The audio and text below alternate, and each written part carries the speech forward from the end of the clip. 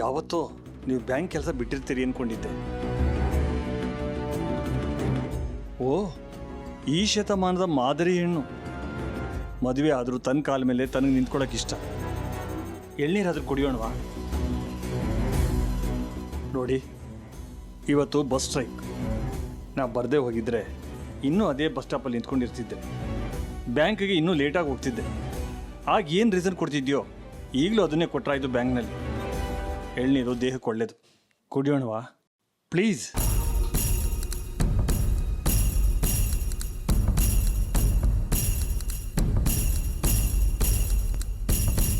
ಕುಡೀರಿ please, please ಕುಡೀರಿ.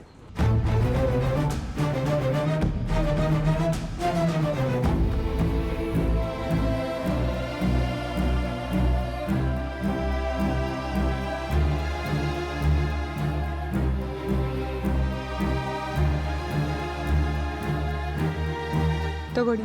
No ತಗೋಬೇಡಪ್ಪ ಅವ್ರ ಕೈಯಲ್ಲಿ. ಪರವಾಗಿಲ್ಲ, ನಾನೇ ಕೊಡ್ತೀನಿ, ನೀವು ತಗೊಳ್ಳಿ. ಒಂದ್ಸರಿ ಹೇಳಿದ್ರೆ ಅರ್ಥ ಆಗೋದಿಲ್ಲ ನಿಮಗೆ? ಹಾಗೆಲ್ಲ ಹೊರಗೆ ತಗೋಬಾರ್ದು ಅಂತ ಅಪ್ಪ ಹೇಳಿದ್ದಾರೆ. ನೋಡಿ, ನೀವು ಕೊಡಲೇಬೇಕು ಆ ನೋಟು ಅಂತಿದ್ರೆ ನನಗೆ ಕೊಡಿ. ಈ ನೋಟ್ ಅವನಿಗೆ ಕೇವಲ 50 ರೂಪಾಯಿ. ಆದರೆ ನನಗೆ ನೀವು ಮುಟ್ಟಿರೋ ಈ ನೋಟು 50 ಕೋಟಿಗಿಂತಲೂ ಜಾಸ್ತಿ.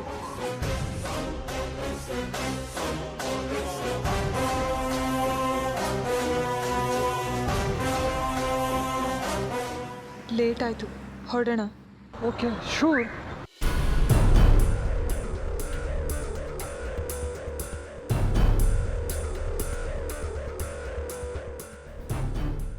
ನನಗೆ ಬ್ಯಾಂಕಿಗೆ ಲೇಟ್ ಆಗ್ತಿದೆ.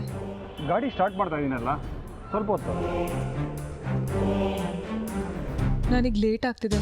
ಇಲ್ಲೇ ಹತ್ತಿರದಲ್ಲಿ ಗ್ಯಾರೇಜ್ ಇದೆ. 1-2 ನಿಮಿಷ ರಿಪೇರಿ ಮಾಡಿಕೊಂಡು ನಿಮ್ಗೆ ಸೇಫಾಗಿ ಡ್ರಾಪ್ ಮಾಡ್ತೀನಿ. ಇಲ್ಲ, ನನಗೆ ಲೇಟ್ ಆಗುತ್ತೆ, ನಾನು ಆಟೋ ತೊಗೊಂಡು ಹೋಗ್ತೀನಿ. ಆಟೋದವ್ರು ಇವತ್ತು 1000 ರೂಪಾಯಿ ಕಡಿಮೆ ಬರೋದಿಲ್ಲ. ಸ್ವಲ್ಪ ತಾಳ್ಮೆ ಇರಲಿ, ನಾನೇ ನಿಮ್ಮನ್ನ ಸೇಫಾಗಿ ಡ್ರಾಪ್ ಮಾಡ್ತೀನಿ.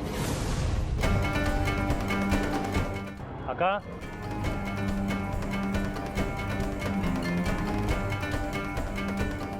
ಬಾರೆ ಅಕ್ಕ, ಡ್ರಾಪ್ ಮಾಡ್ತೀನಿ.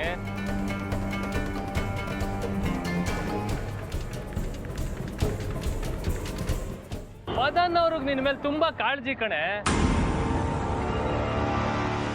ನಿನ್ನ ಆಫೀಸಿಗೆ ಲೇಟ್ ಆಗುತ್ತೆ ಅಂತ ನಾನು ಡ್ರಾಪ್ ಮಾಡ್ತೀನಿ ಅಂದ್ರೆ ಅವ್ರು ಬೇಡ ಅಂತಾರ? ಏನ್ ಮದನ್ ಸರ್?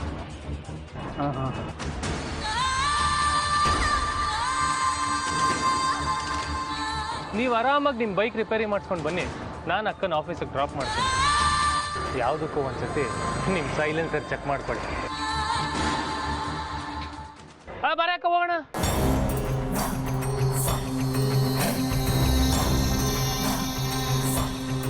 ಬಾಯ್ ಮದನ್ ಸರ್. ಬಡ್ಡಿ ಮಗ ಟೈಮ್ ಸರಿಯಾಗಿ ಬಂದ್ಬಿಟ್ಟ. ಯಾವುದಕ್ಕೂ ಒಂದ್ಸತಿ ನಿಮ್ಮ ಸೈಲೆನ್ಸರ್ ಚೆಕ್ ಮಾಡ್ಕೊಳ್ಳಿ.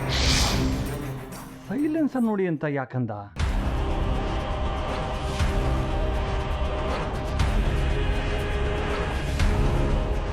ರಾಸ್ಕಲ್ ನನಗೆ ಚಳ್ಳೆ ಹಣ್ಣು ತಿನ್ಸ್ಬಿಟ್ಟ.